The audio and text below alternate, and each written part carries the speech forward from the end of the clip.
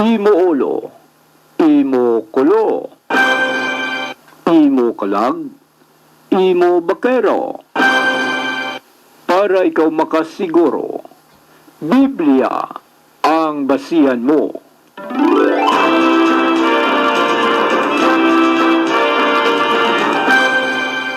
Diri sa Kape Kagabandisol. Kape Kagabandisol. Upod sa kay Pastor Ruvel Marañon. Kape Kagabandisol.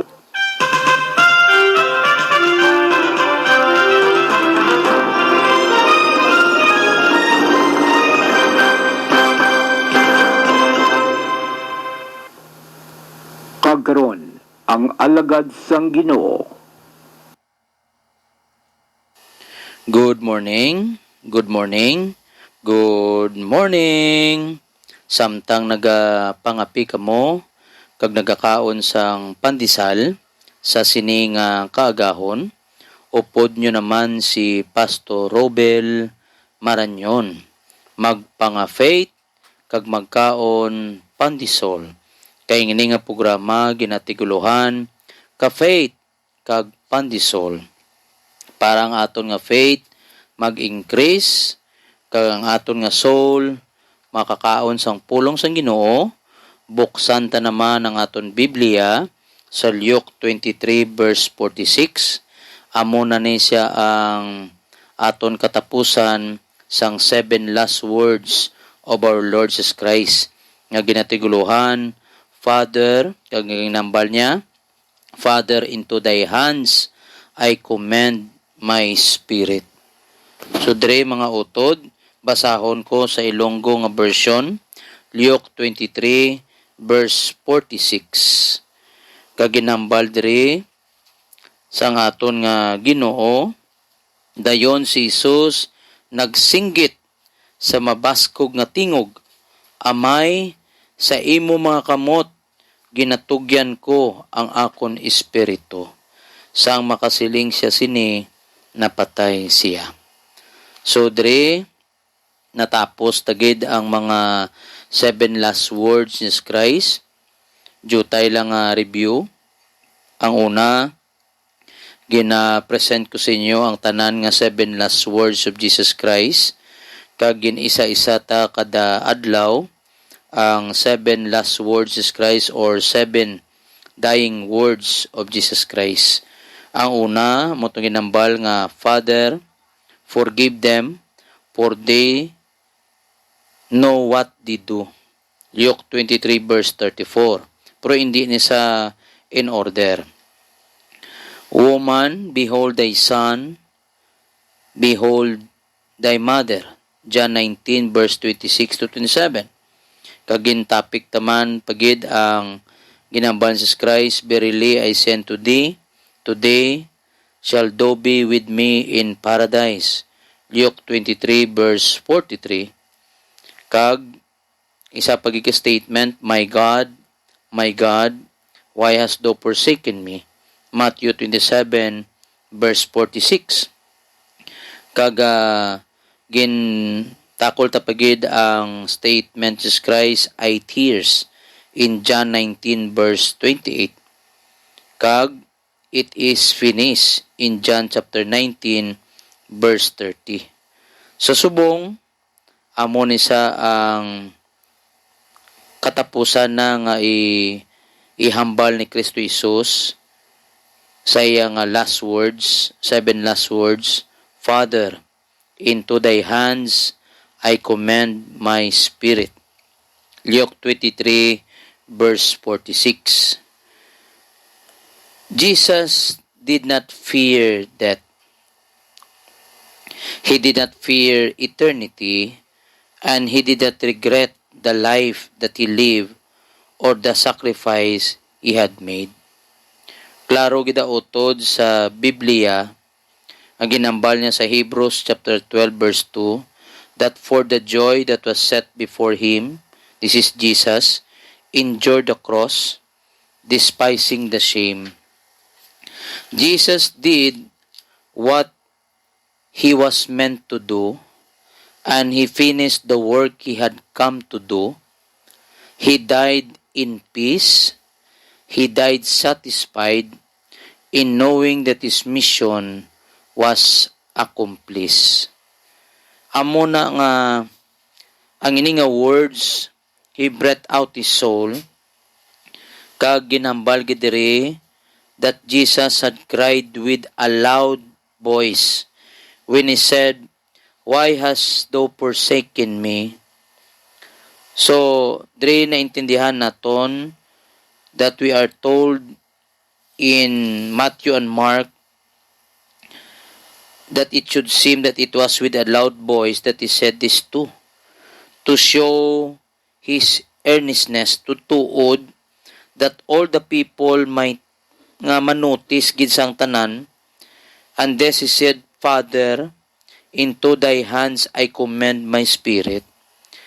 Kag iniutod, is a fulfillment also in the saying in Psalms 31 verse 5. Hindi niya nga ginhambal niya para lang ibaro niya sa kay David. Dili ka pakita nga ini nga words put into his mouth and choose to make use of David's words para ipakita nga ang spirito ni Kristo Jesus ga-testify nga ginafulfill niya ang Old Testament prophecy. And he fulfilled what the scripture says. Napatay si Kristo Jesus nga ginhambal niya na ang scripture sa iyang baba.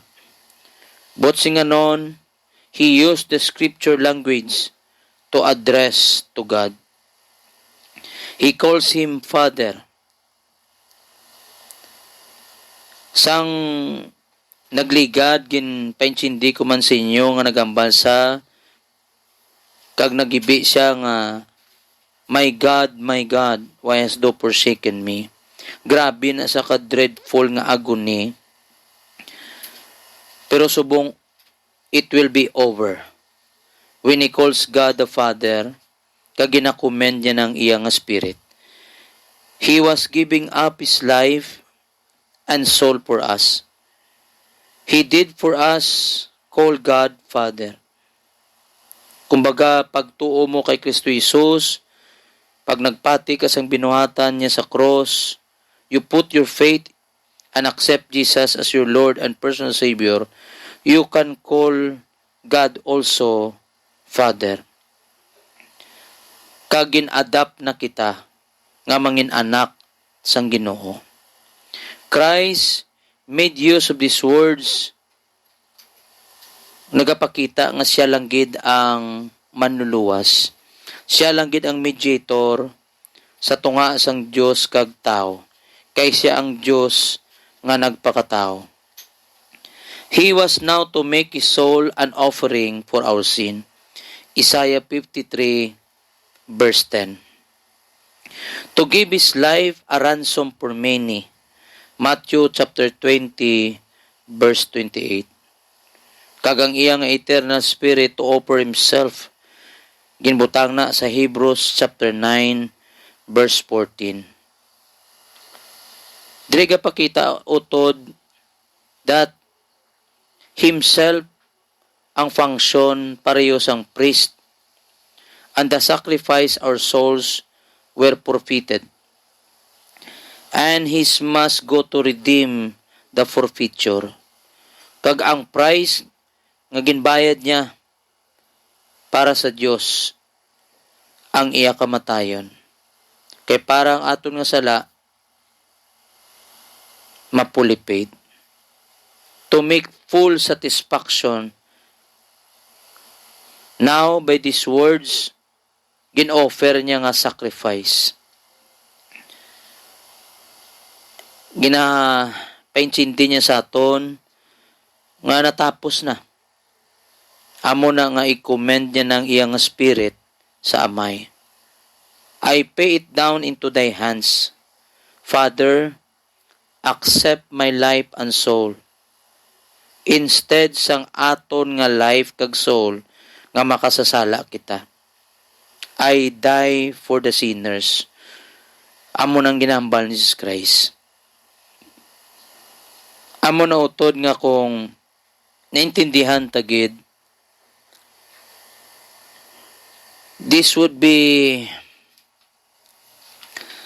our deep reflection. We felt the sacrifice of Jesus Christ. The Word of God had been clear to us.